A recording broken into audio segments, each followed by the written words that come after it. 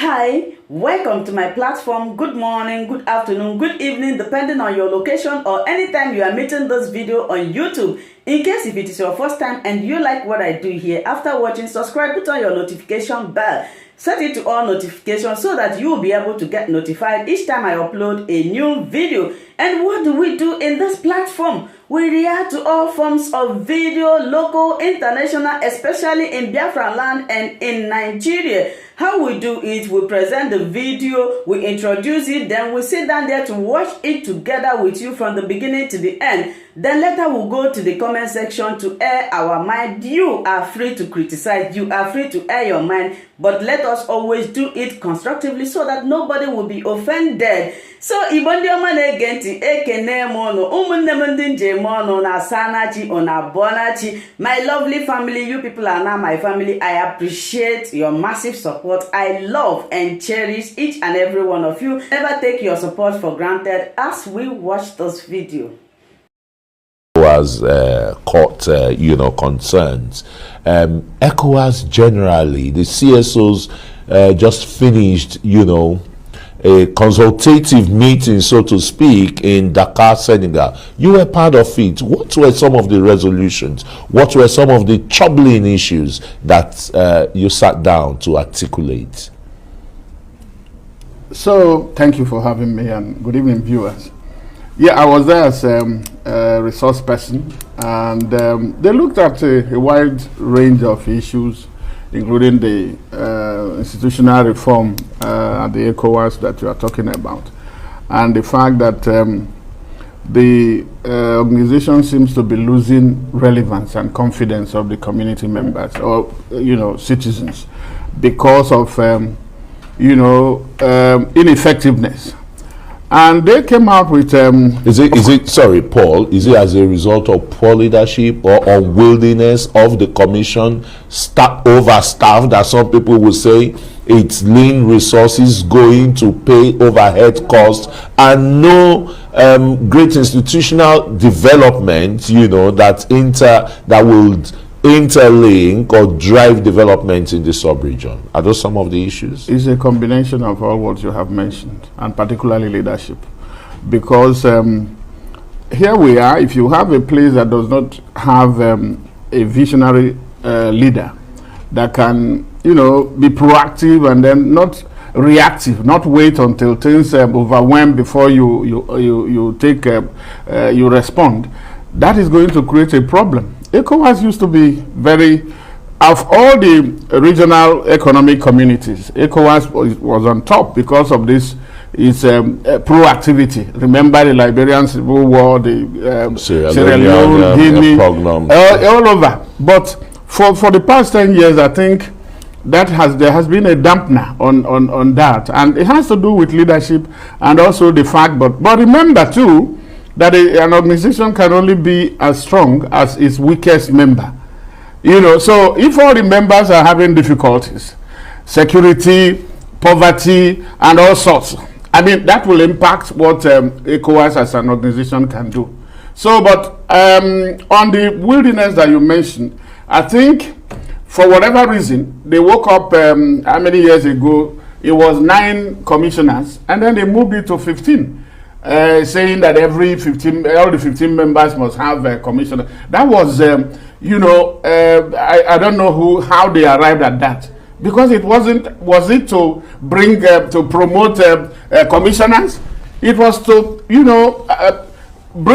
execute community projects that will impact the lives of almost 400 million people in the sub-region. And these are some of the issues you looked at in Dakar. Exactly. So they now said they are coming back. I think the CSO said that ECOWAS does not need any more than 6 commissioners. But I also know that the Council of Ministers, they have recommended 7 commissioners. So, well, if they are saying 6 and then there is 7, it's a good beginning. But that alone can also not do the magic. It will also depend on the character and then the efficiency of those who are going to be there. It is the recruitment process that is the problem. because it's zoned, this zoning thing where countries will have to bring, and at times it boils down to party loyalists, because if you are going to see anybody representing country A or B, they are, if you are not in the good books of government, you are not likely going to be nominated. So that is, but we would like to see, for instance, at least for the president of the commission, to do what AU is doing. Get experts, you know, some consultants to look at, to handle that recruitment, so that you have the best. Advertise it, and then let everybody apply. You are, because that will be a point of entry.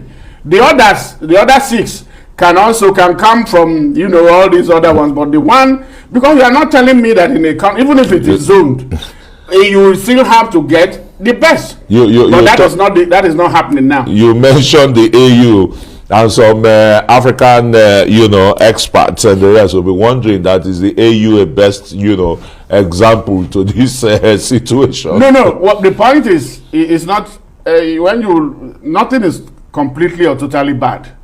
At least AU saw that they were moving somewhere, and then Kagame and other people, after Madam Zuma finished, they saw that they were moving towards. They were drifting. So they said, okay, listen, let us, because our chairmanship or chairperson was divisive in 2012, and so nothing happened. So they now went for the reforms and said, okay, let us have a way of, and you are going to bring Africans to do that. There are Africans, there is more foundation, there are others that can sit down and give AU and all the regional economic communities the kind of leadership that will drive, because they are supposed to be the engine of this integration or unity that we are talking about. Without the regional economic communities, there is nothing AU can do. You have seen AU, what is happening there. They can't even quench the fire in Ethiopia, where they are based. So how can they you are right. They are not the best example. Yeah, in really. Terms of, now it is in terms of leadership, yes, in terms of integrating Africa, yes. In terms of, having yes. one common currency, like the euro yes. in Europe. Yes, sorry, Paul. Yeah. Let's quickly look at the president of the ECOWAS court and what they came up with. 301 judgments, in the sub-region. Only just about 30% have been honored. And that's supposed to be, a great instrument where justice, fairness, unity, and the rest are, co-driven. I mentioned something here that charity begins at home. These are parliamentarians that are sent to the ECOWAS court by their member countries. What is the level of compliance of court? What is the judiciary? How does it look? How is the justice system in most of these countries? So if it is not, it is garbage in, garbage out. So if they are not, don't expect them to do magic when they come to the regional level. When at the national level, they cannot deliver. So that is the challenge. So it has to happen from at home, and then you extrapolate that to the regional level. So there is an ingrained mentality, and that now dovetails to a kind of incapacity where people can't really get justice then. That is varying towards that, and that is because they lack. One is the political will. When people talk about political will, but if judgment is given against a country, and that country has signed, is a signatory to the ECOWAS protocol, why would you not adhere to it? Why will you not, comply? So it borders on leadership, from leadership at the national level, and then moves to the regional level. And so they have to work at it. And the judiciary and the parliament in all the countries must now sit up to deliver justice to their citizens, to their nationals, before you now talk about giving justice to community citizens. Because if you don't do that, I don't see how there's no magic. You can't give what you don't have. So, as an global, affairs expert and one who studied all the nuances in the ECOWAS Treaty and Act, are you suggesting, or will you be suggesting, a kind of rejigging of some of the contents of that treaty? Chris, these instruments are there. The devil is in the implementation. Have they actually implemented what is there before you now begin to talk? Because it's very easy to say when there is any issue, say change or amend. And that is part of the problem. We see where amendments of constitution has landed most of the countries. They are not doing it, with the kind of with the interest of the masses at heart. If they are going to do it, they are looking at their selfish interests. So it is not, well, you can, because at the time laws are made, that is why you have provision for amendments. But have they really tried what they have?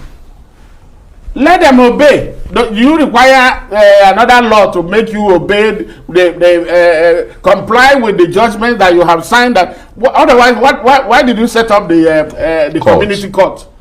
It was part of the 1993 revised treaty that brought both the parliament, the court, and all that. So if you don't, and the justices, all of them are also they also come from the countries.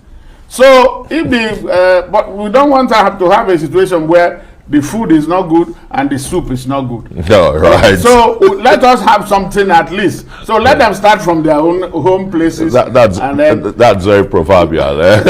Thanks so very much, Paul Ejime. He's a global affairs analyst for Coming Always. Thank you so much for watching this video together with me. Like I said before, if it is your first time of coming across my YouTube channel and you like what I do, please subscribe, put on your notification bell, share this video, leave your comment in the comment section. You are free to criticize, but let us do it always constructively. Remain blessed. I appreciate your massive support and I love and cherish each and every one of you.